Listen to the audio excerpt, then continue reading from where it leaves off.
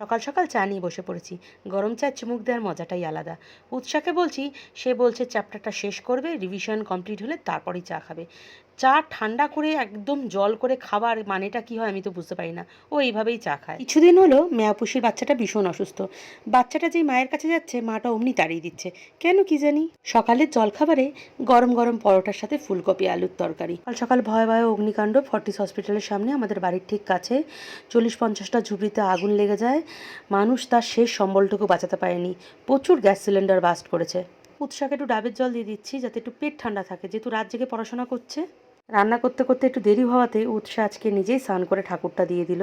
আজকে লাঞ্চ মেনুতে ছিল ভাত, চিংড়ি মাছের ঝাল, স্যালাড, মাংসের তরকারি, পাঁপড়। তার সাথে ছিল কাতলা মাছের কালো জিরে দিয়ে ঝোল আর চাটনি। প্রথমবাবু একাই 100, ঘরের বিজনেস অফিসের কাজ সব এক হাতেই সামলে নেয়। আজকে আমাদের প্রিন্টিং হাউসে প্লাস্টিকের ব্যাগ প্রিন্ট হচ্ছে। আর ভিডিওটা যদি ভালো লেগে থাকে তাহলে লাইক করে পাশে থেকে